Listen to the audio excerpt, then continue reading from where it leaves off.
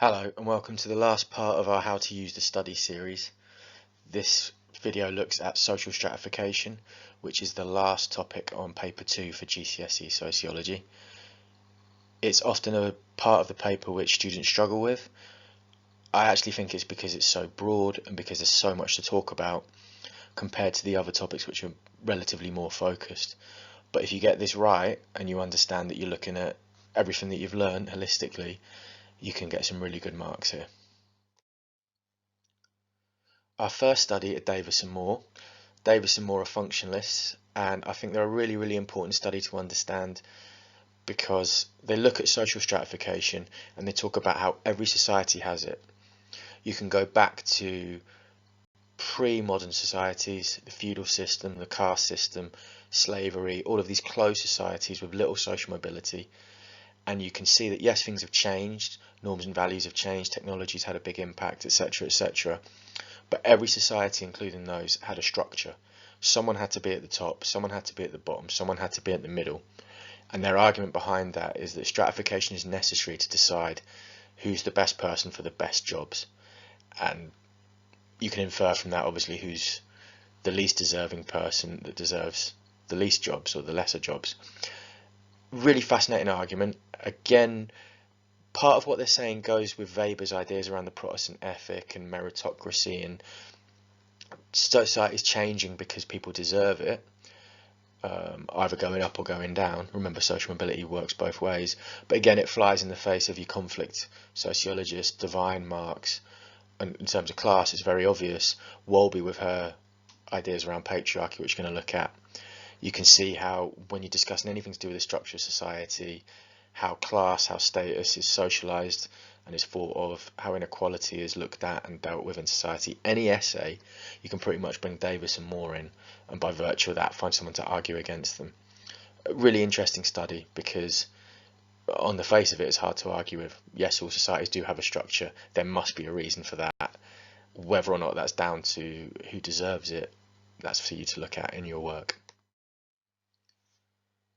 Fiona Devine's Marxist study from 1992, really useful because she's actually basing it on an earlier study by Goldthorpe in the 60s. And she's looking at a functionist perspective and arguing against it. So you can argue that she's looking at one bias perspective and arguing against it with her own bias, maybe. But anything to do with class and ideas and essentially how people see themselves within their class, really Fiona Devine's a great study to use. So she looks at a set of manual workers and she says essentially that there isn't much of an ideological change. Yes, there's more stuff to buy, there's more consumerism, there's maybe more of a sense of the individual and the individual in their home. People aren't so binded together maybe on the factory floor and in the pubs like perhaps in Marx's time. But it doesn't mean that the working class have disappeared.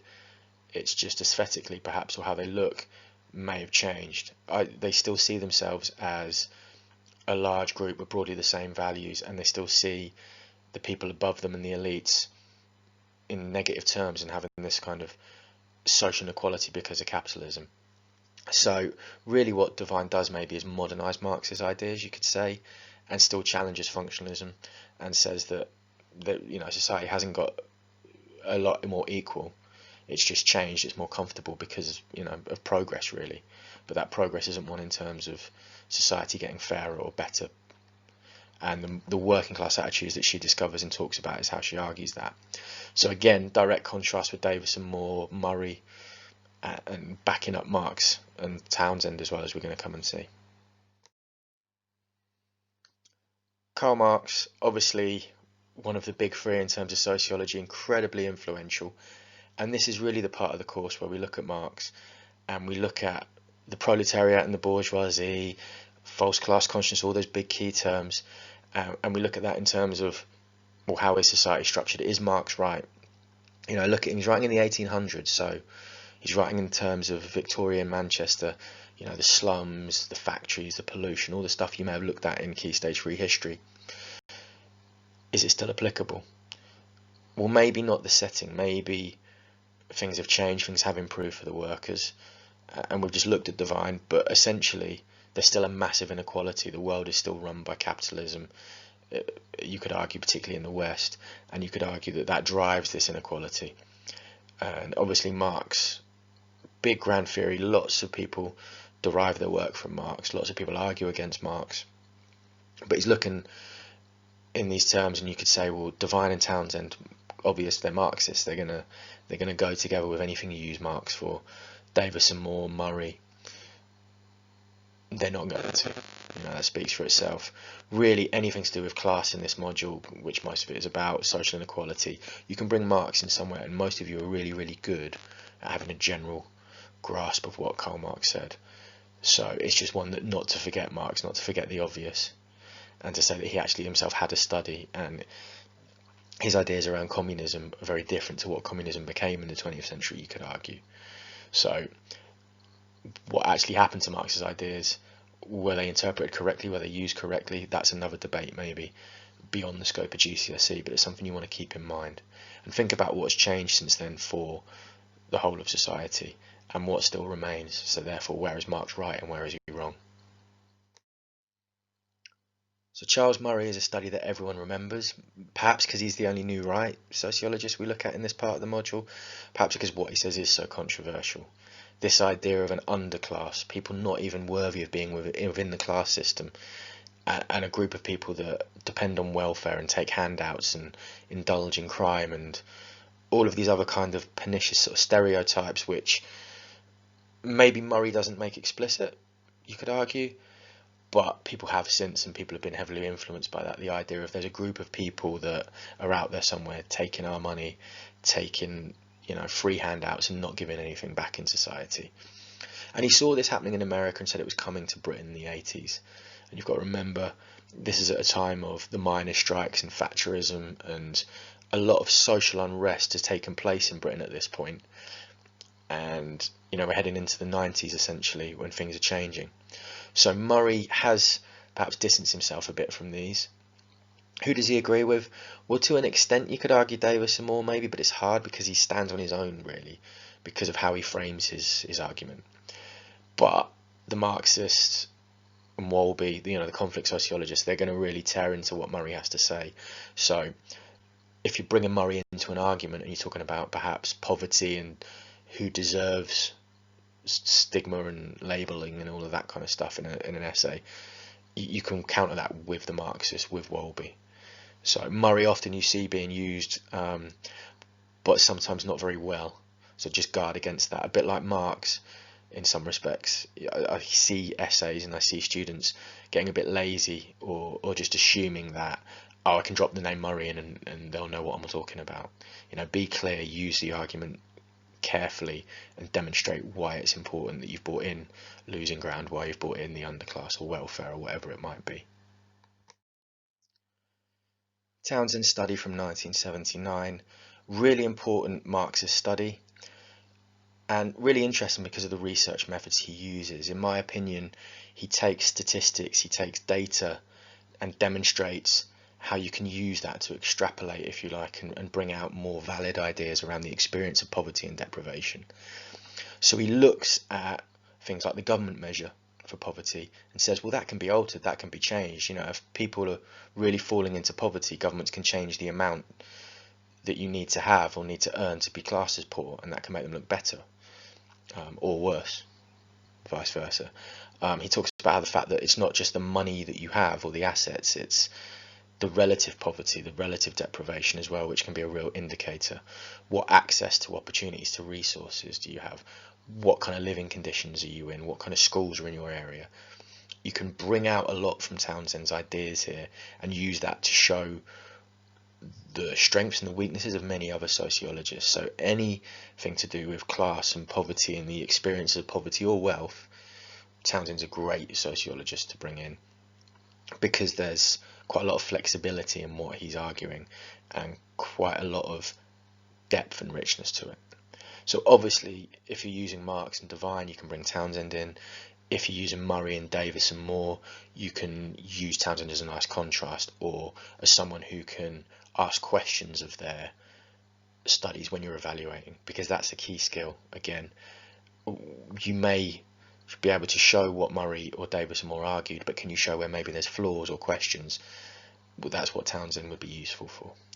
So any of those types of questions, any of those types of essays, that's really where he fits in.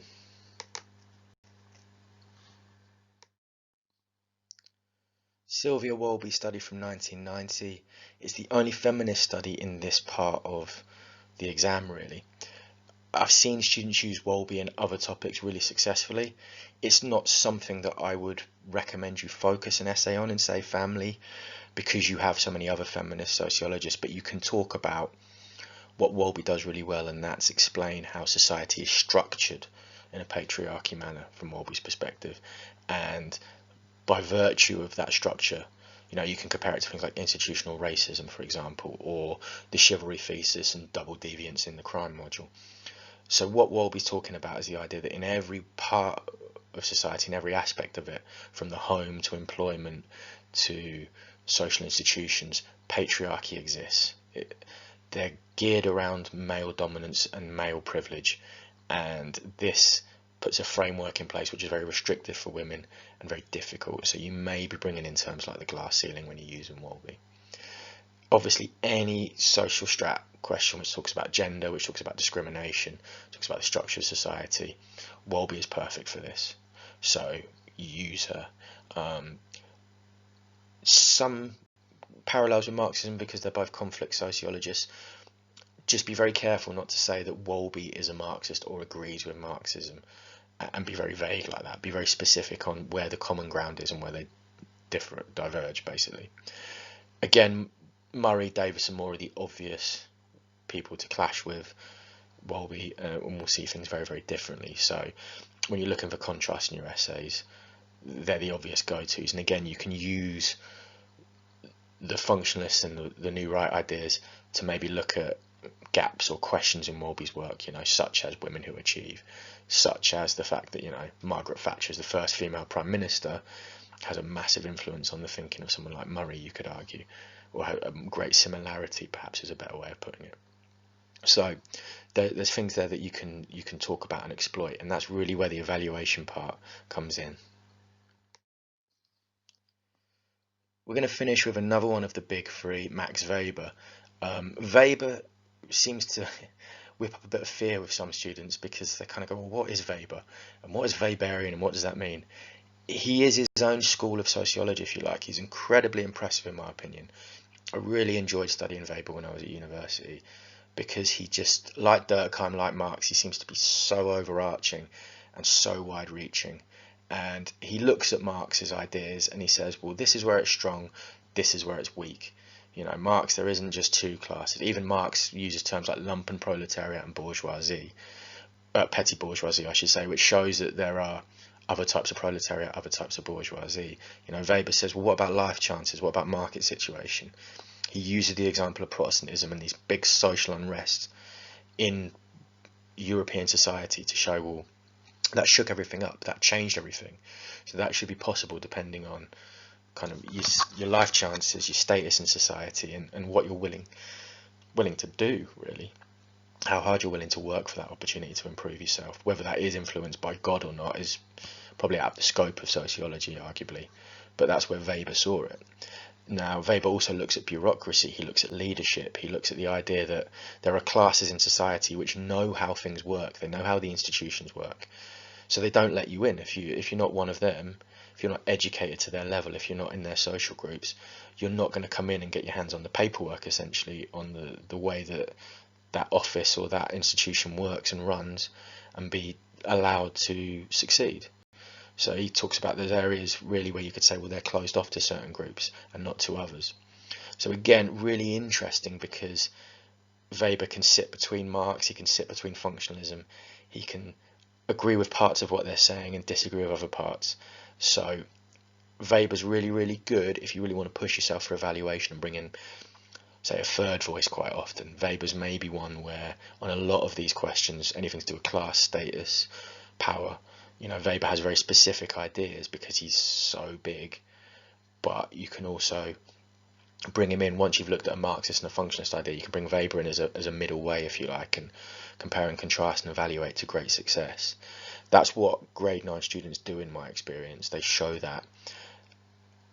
I hope that this has shown you that social strat is actually a lot simpler than perhaps it seems. It's all of sociology, it's all of society, and maybe that's why it confuses people, because you go back to talking about big ideas. You're not just focused on domestic life of the family or crime or education, school life and things like that. You're looking at all of it together at once. Again, email me questions, leave me comments, leave me notes in the classroom, speak to me. If there's anything that you need, I hope you found this useful, and I thank you for listening.